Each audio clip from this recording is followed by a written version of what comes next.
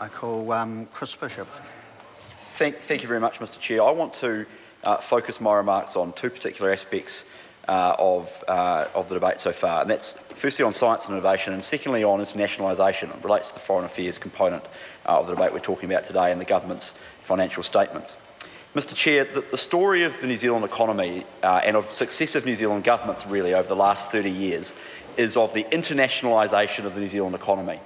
An increasing recognition, firstly, to be fair to them, by the fourth Labour government and then by governments from that point, that New Zealand cannot sit down at the bottom of the world and insulate itself from global economic trends and from the market economy, and can't put up barriers behind which the New Zealand economy should stand. That the future of the New Zealand economy is of one that is globally competitive, that is based on price competition, where we try and produce goods and services that the rest of the world wants, and where we try and be open and accessible to the rest of the world, not only in terms of people moving to New Zealand, but also in terms of capital that they bring with them. And this government, Mr Chair, has been very focused on continuing along that path that successive New Zealand governments have gone on, because the future for New Zealand is of one where we are increasingly internationalised. That's why this government is so focused on things like free trade agreements, and we have signed the closer economic partnership with Taiwan.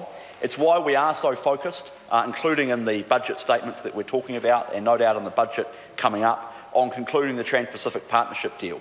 And it's a real shame in some ways that really the only party that has a wholehearted and fully fledged commitment to free trade in this parliament these days is the National Party, and it is the national-led government, because absolutely a Trans-Pacific Partnership deal where we can sell more of our goods and services to some of those countries on the Pacific Rim with us, like the United States and like some of the countries in Asia, would absolutely be in our national interest. And I believe, sir, that we need to continue down that path. We need to continue to open up our markets overseas, like where the Prime Minister is at the moment with the Gulf Cooperation Council.